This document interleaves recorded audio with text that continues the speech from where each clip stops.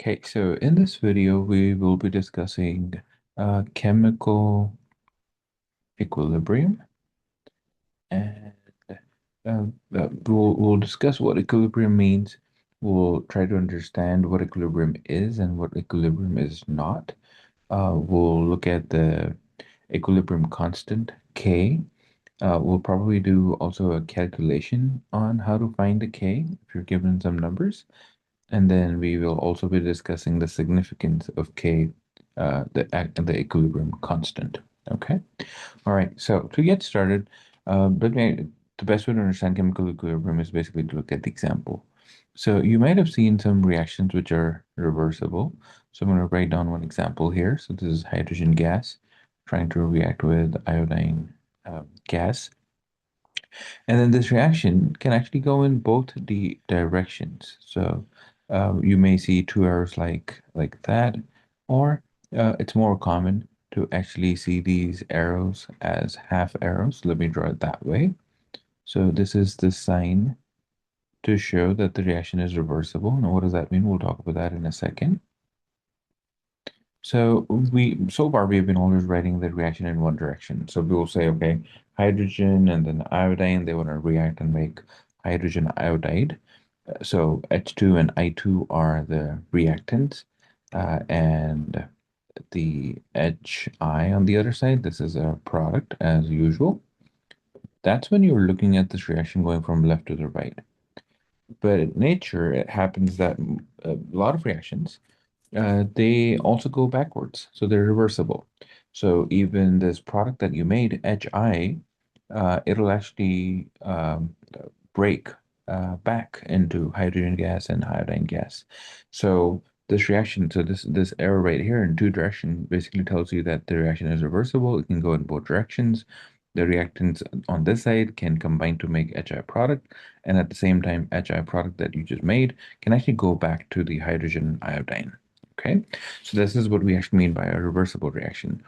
And in equilibrium, for especially the ones we're interested in, we consider again these to be this is a reversible reaction.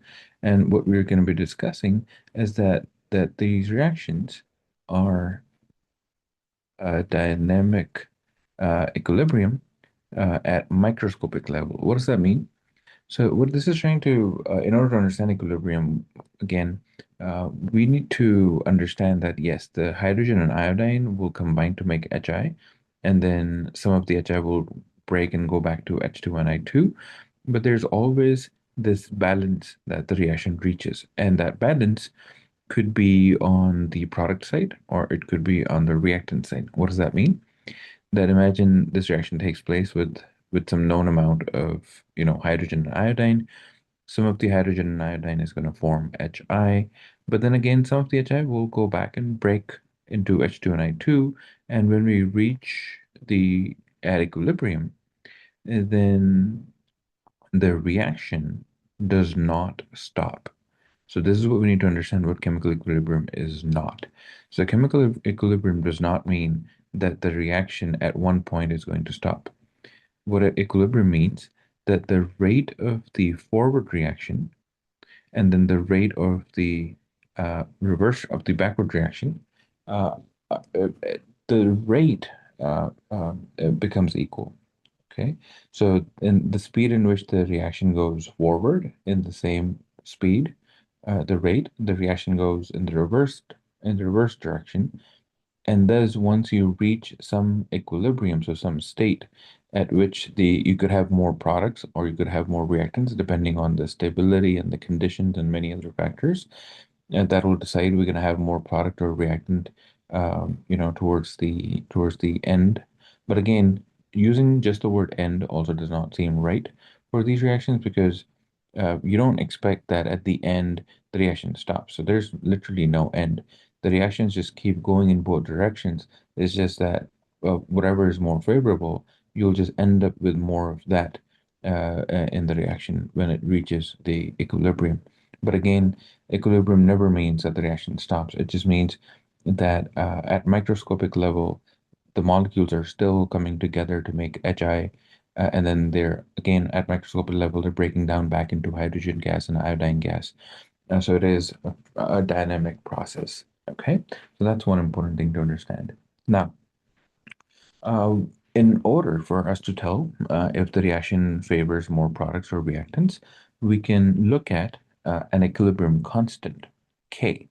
So there is this equilibrium constant, which we call K. An equilibrium constant K can actually be figured out. You can define the equilibrium constant by actually taking the ratios of the products over the reactant concentration. So, if I want to find the K value for a particular reaction, what I should do is I should write down the concentration of the products on the top, and when you say we write down the concentration, that's what we mean by these brackets. These brackets here mean write down the concentration of the product divided by the concentration of the reactants. Okay. Now, when you're writing this down, we need to be careful. We should only include the gases. For example, in this reaction, you can see all the states are same. We only include gases here for that particular reaction when you're writing down the concentration. So if there happen to be like a solid in this reaction, you're not going to be including its numbers in the equilibrium constant. Okay. Now, when we write down the concentration of products and reactants, we also need to keep in mind the coefficients that we see. So I'm actually going to write down a general reaction. By a general reaction, I mean I'm just going to pick these letters A and B to show you how to write the equilibrium constant. So what I'm doing right now is I'm trying to write down a reaction which is reversible, and then I'm trying to write a reaction such that I have this A and B reactant, which is combining to make the product C and D. I should fix this right here. This is the product C and product D. So we got A, B on the left hand side, we got C and D on the right hand side of the arrow here. And these A, the small letter A and small letter B, small letter C and small letter D indicates the coefficients in a reaction because these coefficients also play an important role in finding the K. So if I had to write the K for this particular reaction, and assuming that the state is all, imagine that it's the same states, they're all gases, for example. Okay, they don't, in this case. So how do you write the K for that reaction? What would you do is remember we need to write the products first. So I'm going to write the concentration of the uppercase letter C. So we write down C and then the brackets here means we are trying to write the concentrations. And then we raise it to the small letter C, the lowercase c, as the power. So it actually becomes like the exponent, the power of whatever number is sitting inside here. So this uppercase C is the identity of the molecule you're dealing with. And this small kc is basically this coefficient that you raise the the concentration to. And then the next product, which happens to be the uppercase d, and then it is raised to its coefficient, which is the lowercase d. So you may be asked to write the equilibrium constant expression, and this is exactly what you will need to do in that case. And then we have our reactants, and for reactants, again, the uppercase A raised to the lowercase a, uppercase B raised to the lowercase b. So this is how you write the equilibrium constant K expression. And in this case, I mean, we only talk about the uh, uh, concentration equilibrium constant, where we are writing the concentrations of each product and reactant. Okay. Now, um, if we were given an actual reaction, so for an actual reaction, we mean the example that I gave you earlier, hydrogen gas reacting with iodine gas, and then this produces, on the product side, we write 2HI. This was our original reaction. So if we were asked to write the equilibrium constant or the equilibrium expression for this reaction, what you do is you write down the K by constant the equilibrium constant, and then you first start with the product. The product happens to be HI, so you'll put that in brackets. So whatever concentration would be given to you for HI. Now this happens to be a gas, so in real life you'll actually be given their partial pressures, but we don't worry about that in this video. Okay, we just talk about concentrations. So you'll be given concentrations in molarity that you'll have to put into these brackets. Okay, so K is HI, basically the identity of the product raised to the coefficient. What is the coefficient HI has in the front? It has this 2. So you put that 2 on the top, divided by the reactants. So reactants is hydrogen gas and iodine gas. So we have the hydrogen gas concentration, which again in this case, I mean, you're given, but then what is the coefficient of hydrogen? Does hydrogen have any coefficient in the front? Like, is there a number here? Yes, there's a 1. So basically it's H2 to the power of 1, and when it's power 1, you don't have to write it. So you just skip that part. And then iodine is just I2 concentration, the same thing. Its coefficient is also 1. So there's just a 1 sitting here. Okay. So again, this is how you write the expression. Now you actually may be given the numbers. So let's say if I gave you a question where I gave you the concentrations of each of these three, I might ask you to find the K value. So let's actually do that, okay? So what if I gave you the concentrations of the HI, and let's say it happens to be 0.389 molar, then the iodine concentration that I'm giving to you is 0.0498 molar. And then there happens to be the concentration of the hydrogen gas, which happens to be 0.0505 molar. You will always notice that the concentrations here are given to you in molarity. So M here stands for molarity. We covered this in the solutions chapter. Like, what does it actually mean by molarity? But for now, just understand that this is a unit of concentration. Okay. All right. So what would you do if you were given these concentrations and I ask you find the K equilibrium constant for me? What you will do is just use that equation, the expression that we just made, and we're just going to plug in those numbers in here. Okay. So what we will put on the top, you have the HI concentration. So what is the HI concentration? It's this number right here. So 0.389 in the bracket. It's in molarity. This is squared. Then you put the H2 concentration, which is 0.0505 molar. And again, you don't have to worry about the units for finding the equilibrium constant. You can skip that. And then raise to the 1, so I'm not going to write anything. And then the concentration of I2, which is given to you to be 0.0498. And then close the bracket. And now what you're basically doing is you're just taking the square of the top. So you're going to multiply 0.389 times 0.389. So let's just do that. So when you multiply those two, you can give this a try yourself right now if you would like to pause the video. And then the bottom, we have the two numbers, 0.0505 times 0.0498. And what my calculator is giving me is 0.0040299. So what I'm supposed to do now is I'm supposed to take that last number, 0.151321, and divide that by 0.0040299. And what I get here, oh, there. So what you get here by dividing those two is 37.55 if I round it off. That's what comes out for the K to be.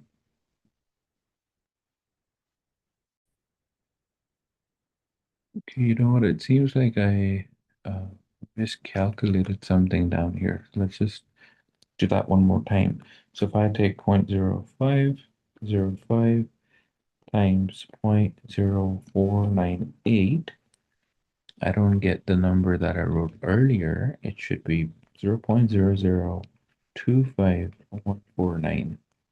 Okay, so let me erase this answer that we got here. Instead, we should be getting a different number.